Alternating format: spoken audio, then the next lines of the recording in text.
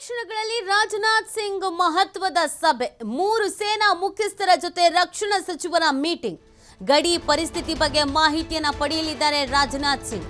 ಸೇನಾ ಮುಖ್ಯಸ್ಥರ ಸಭೆ ಕರೆದ ರಾಜನಾಥ್ ಸಿಂಗ್. ಕೆಲವೇ ಕ್ಷಣಗಳಲ್ಲಿ ಹೈ ವೋಲ್ಟೇಜ್ ಮೀಟಿಂಗ್ ಅನ್ನು ಕರೆಯಲಾಗಿದೆ. ರಕ್ಷಣಾ ಸಚಿವರು ಗಡಿ ಪರಿಸ್ಥಿತಿ ಹೇಗಿದೆ, ಸದ್ಯದ ಸಿಚುವೇಶನ್ ಏನು, ನಾವು ಯಾವ ರೀತಿಯಾಗಿ ಅಲರ್ಟ್ ಆಗಿದ್ದೇವೆ, ಸಿಂಧೂರ 2.0 ಅಪ್ಡೇಟ್ ಏನಿದೆ, ಇದೆಲ್ಲದರ ಬಗ್ಗೆ ಮಾಹಿತಿಯನ್ನ ಕಲೆ ಹಾಕಲಾಗತ್ತೆ.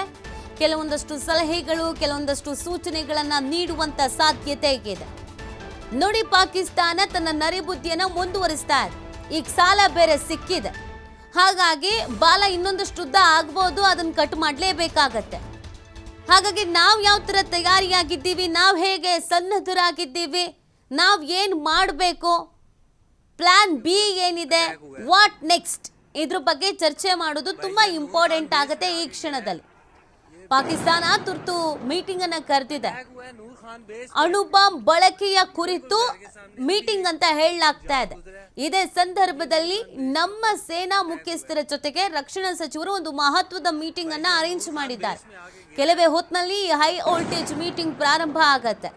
ಬಹಳ ಖುಷಿಯಾಗಿ ಮಾತಾಡ್ಕೊಂಡೆ ನಿರ್ಧಾರಗಳನ್ನ ತೆಗೆದುಕೊಳ್ತಾ ಇದ್ದಾರೆ ನಮ್ಮ ರಕ್ಷಣಾ ಸಚಿವರು ಮತ್ತು ನಮ್ಮ ಸೇನಾ ಮುಖ್ಯಸ್ಥರುಗಳು. ಇದು ಈ ಹಿಂದಿನ ಮೀಟಿಂಗ್ ನ ಫೋಟೋ ನೀವು ಗಮನಿಸ್ತಾ ಇರೋದು. ಸ್ವಲ್ಪವೂ ಟೆನ್ಷನ್ ಅನ್ನೋದು ಯಾರ ಮುಖದಲ್ಲೂ ಇರಲಿಲ್ಲ.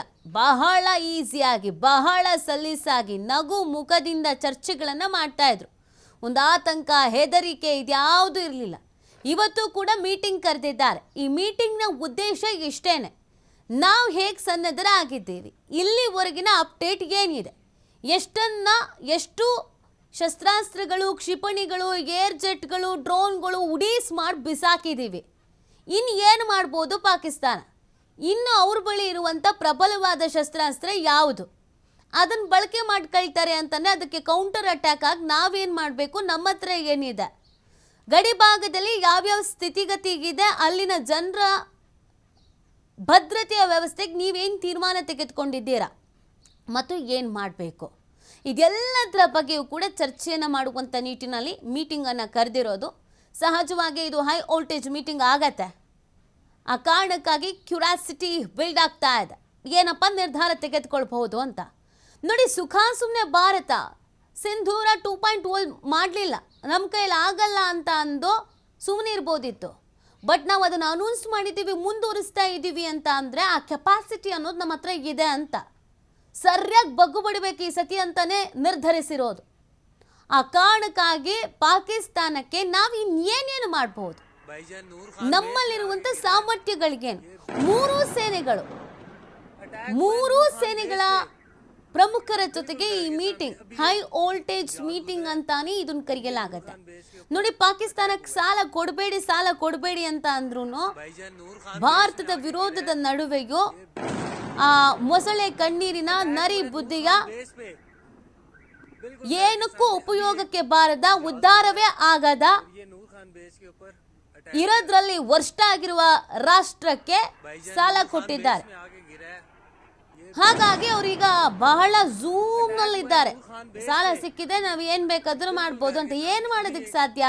ಮತ್ತೆ ಎಗೇನ್ ಇವರು ಚೀನಾದ ಮೊರೆ ಹೋಗ್ಬೇಕು, ಇಲ್ಲ ಟರ್ಕಿ ಮೊರೆ ಹೋಗ್ಬೇಕು. ಅವ್ರಗಳ ಯುದ್ಧ ಸಾಮಗ್ರಿಗಳನ್ನು ಉಡಿಸ್ ಮಾಡಿ ಬಿಸಾಕ್ತಾ ಇದೀವಿ ಆಲ್ರೆಡಿ. ಇನ್ ಬೇರೆ ರಾಷ್ಟ್ರಗಳ ಮೊರೆ ಹೋಗೋದಕ್ಕೆ ಮಖನೂ ಇಲ್ಲ, ಭಾರತ ಅದಕ್ಕೆ ಬಿಡೋದು ಇಲ್ಲ.